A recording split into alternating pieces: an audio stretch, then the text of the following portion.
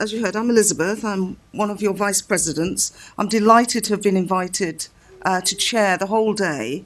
It's so important. There's so many issues facing you. So to have this opportunity, professional development is, I think, fantastic. And of course, we're starting off with a key issue in terms of post-Francis report and the importance of good practice. So without any further ado, I'll ask Jane to kickstart our proceedings. Thank you very much. Thank you. Good morning, everybody. Can you hear me okay? I'm not sure. I presume the microphone's working, is it? Yeah? Brilliant. Thank you, Dave. As Elizabeth said, I'm starting off by setting the scene for the day, really, having a look at the overview of the Francis report, and in particular the recommendations for practice. So what I'm going to do, I'm going to just briefly look at the key findings, so a little bit of background and then the key findings. And then look at the suggested causes of the care findings and really why they were allowed to continue, because there's a lot we can learn from looking at, what happened. We're going to have a look at the key recommendations, but particularly focusing on a few key areas of practice that we've obviously focused the update conference on today. And trying to build in the implications of what Robert Francis says as implications for community practitioners. There was a lot around culture, so we're going to have a look at how you can be involved and what needs to happen in changing culture within organisations and the NHS, and also really take the opportunity to look at duty of care, because that's obviously one of the key things that came up in the report. If you want to stop and ask anything, just stick your hand up. I'm quite happy to be interrupted if you want me to clarify anything, or if you haven't heard or understood. Now, as I'm sure you'll all know, unless you've been living in a bubble, everybody will have heard of the Francis report and will have, heard the news about it. So how many of you have read some or all of the report? Can we have a show of hands? Brilliant, that's great, good. So hopefully I'm not telling you anything you don't know already, but it's worth going over it again. And although the focus of the report was very much on acute trust, Robert Francis is clear that the recommendations applies absolutely across the board. So that's why we need to sort of focus on it within community services as well. As you know, the first report came out in 2010 and it found totally unacceptable standards of care within the Mid Staffordshire NHS Foundation Trust. Patients were obviously denied basic standards of care, so food, water, medication, and they were deprived of their dignity. And this led to hundreds of patients suffering and dying unnecessarily, which is obviously totally unacceptable. So a public inquiry was commissioned that Robert Francis led on to look at why and in what circumstances this can be allowed to happen and to continue. And he found system failings at every level of the NHS. So as we say, it doesn't just apply to this trust, it was across the board. So the organisations that should have been looking at what was going on. And also there was a failure by organisations that should have been monitoring the system to react and recognise what were numerous warning signs. So the purpose of the report was obviously to look at the why. Why did it happen? What can we learn from it? What can we do differently? And the 3-year investigation did identify a total lack of evidence that there was any appreciation of what would happen to individual patients through the implementation of policies, particularly in relation to achieving targets. So the focus of the organisation was very much on the business aspect rather than patient care.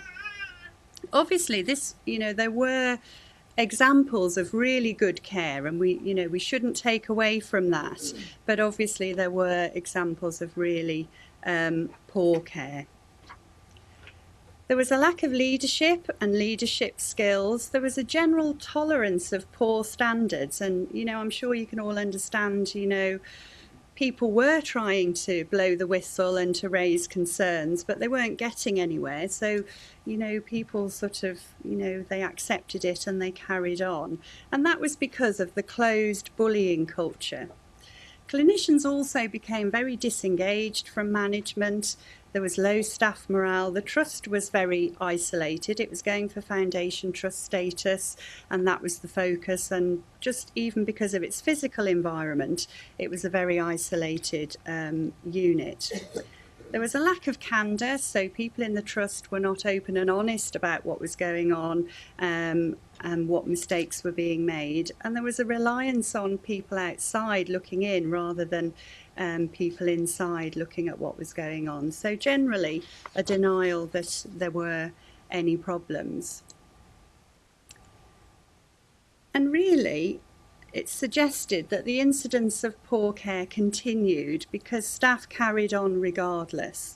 So even though they knew the services they were providing were deficient and there were problems there, they carried on. And in addition, the organisation was undergoing significant change, but they hadn't properly risk assessed it, and they hadn't put transition plans in place for what was to happen while they were making those changes. And I think this is very pertinent, particularly within community, because we do know of other organisations that are community organisations where the same thing applies. So as you all know, you're all going through massive change, and actually some of the transition plans haven't been put in place, and that's putting practitioners and clients at risk in the process. Obviously, one of the main factors is organisations trying to achieve the Nicholson Challenge, so trying to make the £20 billion savings across the NHS. But also, it appears that within the organisation and actually outside of the organisation, professionals had forgotten about their duty of care to patients, so they were focusing on confidentiality and support to their colleagues and to the organisation, rather than thinking about the safety of the patients, which, as we say, all comes down to culture.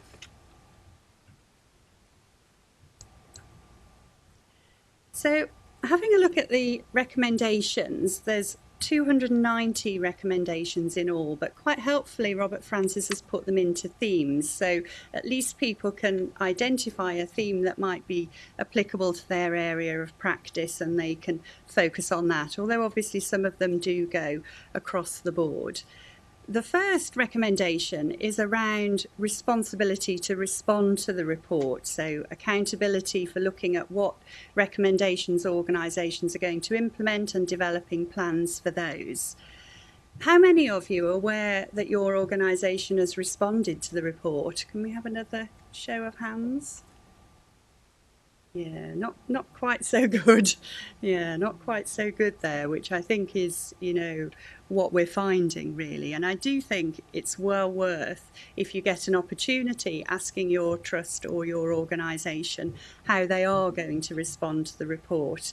Because, it may be that actually they don't see that it applies to them, and obviously it does. So one of his recommendations is around putting the patient first, which you could think, well, actually, you probably shouldn't have to say that because that's what we all go into the NHS and into organisations that provide care for. But it's quite clear that we do need to have a focus on putting the patient first. I nearly said the organisation then, see how entrenched we are into thinking that's what it is. But and also, he's said that we need fundamental standards of care and also behaviour. So that's something that we will, be involved in, and we would encourage you to be involved in, to have an input into what is applicable into your area of work. There's a responsibility for and effectiveness of standards.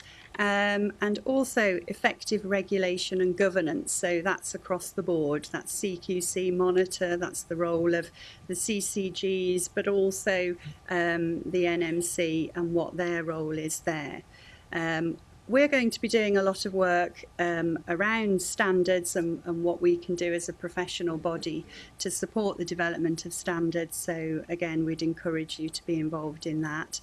And his recommendation also includes looking at complaints and dealing effectively with those.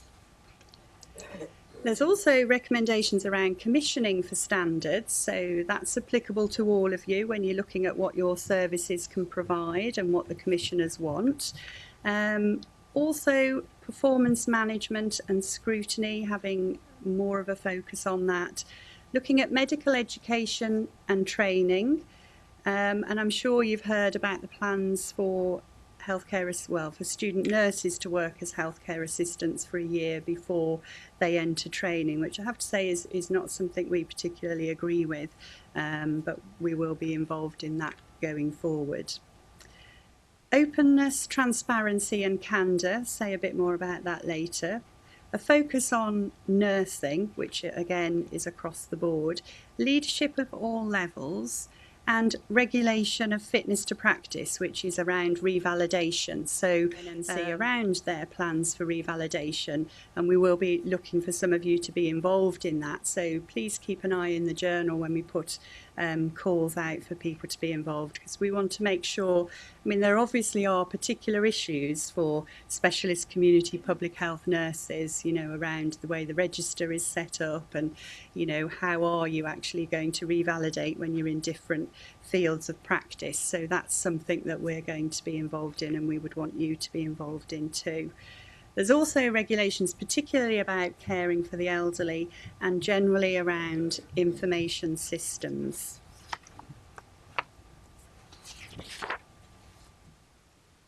So the first one I'm going to focus on, but not too much in depth because I know Joanna is doing her presentation on record keeping, but I'm just looking really at what the Francis report found and said about record keeping. And it was certainly one of the main issues where he found a lot of inconsistency, particularly in the use of care plans. There were incomplete records, records were separated, so, you know, information was in different places, which actually led to a failure to notice early warning signs in deterioration of patients' conditions. And I think this is something that you can equate to, particularly working in the community and at the moment where people are moving bases and their records may be in one place and they're in another, or, you know, they have to input things 2 or 3 times because you've got electronic systems and paper systems, and then you also have to record the information you need to show that you're meeting your KPIs. So all of that is a landscape really for quite major problems, and this is one of the issues that he highlighted within an acute trust. And obviously good record keeping is essential for good care and it's part of your accountability. You know, it's very difficult to say that you actually did something if it's not written down somewhere, or if there's inconsistency between the electronic records and the paper records. You know, what time did you really go and see that person, or, you know, what did you find during that visit? And since coming into this role, I've been quite surprised, I suppose, at the number of practitioners when they're going through a disciplinary. And record keeping, when practitioners are really busy, it's the one thing that falls by the wayside. You know, I'll do that later, I'll catch up with that later, and sometimes that doesn't happen. And unfortunately, it's the one area where if people are looking for excuses, they've only got to do an audit of records and they will find an issue with it. And it is one of our the biggest reasons that our members appear before the NMC in fitness to practice hearings. And I think it's also particularly difficult when you're working in teams and corporate caseloads. You know, people can't follow the care that's happening if records aren't completed or they're not up to date. Also, relationships with clients, really. They need to know what care they can expect and what's happening, so records are really important for those. It's also a strong feature in patient safety, so when there are issues around patient safety, as Robert Francis found, record keeping is always in the mix when things haven't gone right. And actually, the code and the NHS Constitution both state that, you need to have accurate, up-to-date, contemporaneous records, and we all know that. But as I say, there's sometimes the situations we're put in just means that we're not able to focus on that as an issue.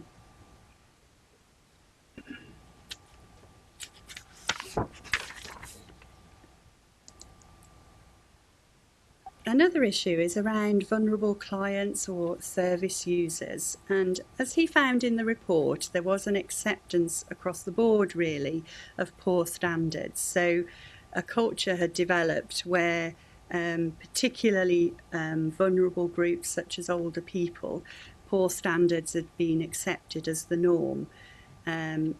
It's just really worth reiterating, and these are, this is straight from the code really, that does stress that you need to disclose information if you believe someone may be at risk of harm, which obviously goes along with safeguarding, but also is your professional accountability, and that you must act without delay if you believe you or a colleague or someone else may be putting someone at risk. And you must inform someone in authority if you yourself experience problems that prevent you working within the code or other nationally agreed standards. So it is always worth being up to date. Sorry, we'll just let that go. I can't compete with a little one. Yeah. The code may well be refreshed or changed slightly with revalidation, so it'll be really important to, know your code and really, it is what we work by.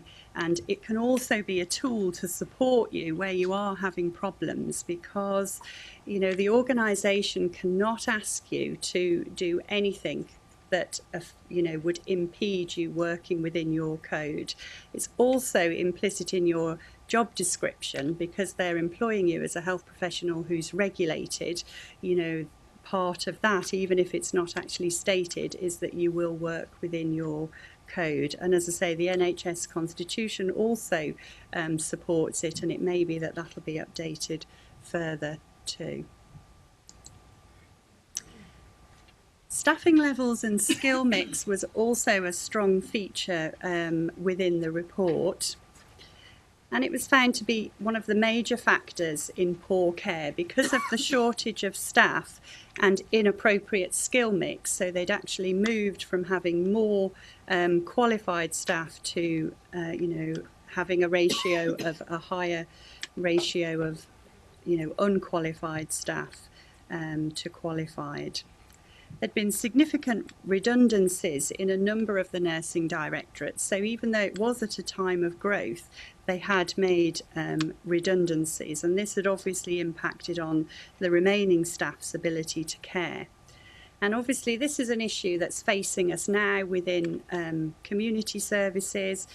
Trusts are looking to either reband staff or remove posts altogether, because unfortunately it is seen as a kind of a quick and an effective way of saving money. But obviously, as the Francis report quite clearly shows, this does have an impact on care, so is something we need to use really to highlight where we've got concerns. And I think it's really difficult as professionals on the ground. We absolutely recognise that sometimes it is easier to put your head down and carry on regardless, because you've got clients that need services, and you don't have time almost to step back and look at what's going on and what you could or should do about it. But obviously you do have a responsibility to highlight situations where they are or they could potentially be detrimental to the care you're able to give. And these really are just a few suggestions for how you might deal with it if you do find yourself in that situation. It is always worth collecting evidence, what's happening locally, what are the issues in your workplace, whether that's staffing levels or skill mix or other issues that you may have. And check this against local and national policy. Is it outside of local and national policy? Because that's good evidence for you if it is. Discuss with colleagues. It's always really difficult to, raise concerns on your own. Obviously, the responsibility to raise concerns is an individual one, and nobody can take that away from you. But it is always, easier, I suppose, to have the support of colleagues. Have a look at whether you should all have health and safety reps, so have a look at whether you can get risk assessments or health and safety assessments done. But you do need to raise concerns, so if you've got concerns you absolutely must raise them and make sure they're recorded. You can do it informally to begin with, but even if you do that, try and follow it up with an email so you've got a paper trail that you have actually raised it. And obviously we would say, try and resolve it where possible. But if you can't resolve it, if you're not being listened to, do get support from your union rep. We've got really, really good reps, and equally they can then get support from us as professional officers or from our colleagues. 4 more minutes, all right, gosh, okay. New ways of working. This is where we are now. All of you are working in new ways, which is really positive. And Robert Francis does highlight that the best healthcare organisations and staff should welcome and embrace change, which results in better services for patients. Obviously, we all have a professional responsibility to update our practice and to change our practice where it's needed. But really, change should be evidence-based. And I know that's a difficult one at the moment because some of, to accommodate the health visitor implementation plan, you're having to do things that, aren't evidence-based, but actually gather the evidence. And then, we can look at whether it is positively impacting, and, hopefully it is. Look at impact and risk assessments. There should be, before any major change, there should be effective consultation. I suspect a lot of the times there isn't. Put the clients first, make sure any changes are outcome focused, and obviously do keep outcomes of the work that you're doing, because that's how you can prove for your commissioners, and accountability at all levels. I'm sorry, going to have to whiz on. And Robert Francis has looked at what needs to happen to achieve a culture change across the whole NHS. And what he strongly feels is that the professional voice has been lost, and that, as professionals, you're not being listened to. And actually, that's one of the main things that needs to change. So, it is okay to be angry, and we do need you to act, to have a zero tolerance of care that it isn't up to scratch. Obviously, along with that, which I've said more than once, is the need to raise concerns. But we can have as many whistleblowing policies as we like. Unless staff feel supported and safe to raise concerns, then they're probably not going to. And that's something that we are working on. There's a duty to be honest about what can be done, but equally what can't be done. So if commissioners are asking you to do things that you really can't do, then you really do need to, speak up. Sorry, that says Don. I think my E's disappeared under my picture. And Robert Francis also talks about criminality, and what he means by that is individuals will be held to account when things go wrong. But what he's absolutely clear about is that if, as an individual, you have raised and escalated your concern to the next level, you will not be incriminated. If you haven't raised your concern, then you absolutely will be, because as a professional, you have a duty to raise concern. So very quickly, everybody, employers, managers, healthcare professionals, all have a duty to ensure that what is done safely. And that doesn't mean you have to do absolutely everything, which is why you need to be honest about what you can do and what you can do safely. And as it says there, saying you were instructed to work unsafely or that everyone else is no defence. and I know a lot of people are concerned about raising concerns because, potentially losing their job. But as it says here, registration, if you lose your registration, you can't practice anywhere. So that is something you need to be, phew.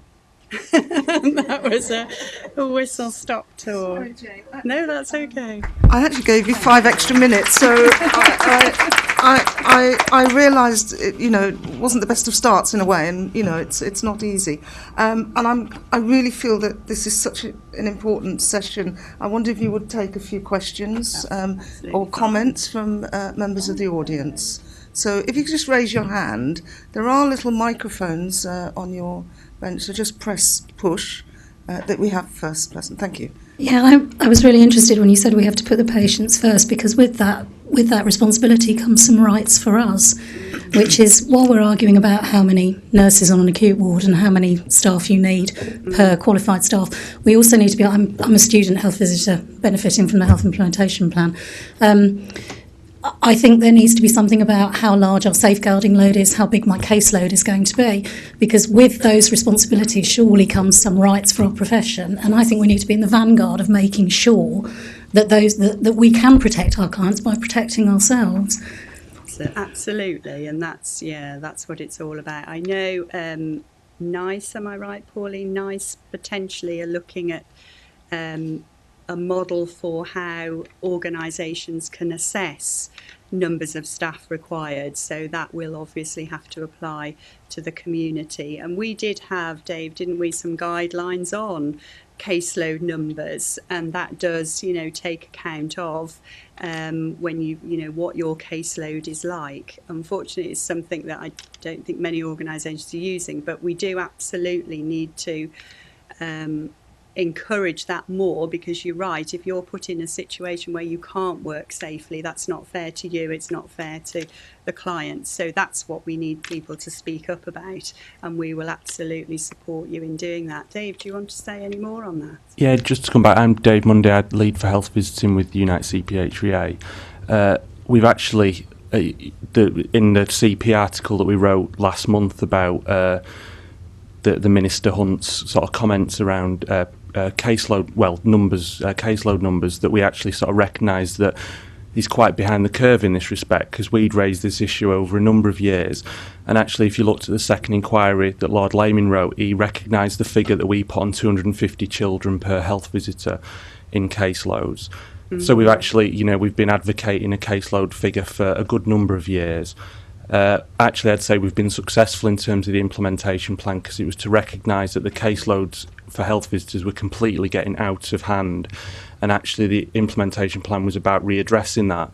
In terms of school nurses in the room, obviously we've also been advocating one school nurse per secondary school and its feeder schools for a number of years. So actually I'd say we're ahead of the curve in being very clear about our professional responsibility and having caseloads that are manageable. Thank you very much, Dave. Do we have one more comment or question? There's a lady over here. There is a panel discussion later. Are you with us during the day? Because I can be. I think it would be very helpful so that we could call on Jane later. But the lady over there, please. I don't know if anyone else heard this morning, but there was a reference in the news to the Mid Staffordshire report, and what it actually said, the comment was that to this present date, only nurses and doctors have been held accountable for the misfairings of what happened. And I noticed in the Francis report, it actually said that clinicians were disengaged from management. I actually also feel it's the other way around too, that management are disengaged from the clinicians, and that, there needs to be some perhaps look at what the management knew what was happening in the hospitals at that time. Thank you very It'll be interesting as well, because they said on our local news they're looking at 300 cases.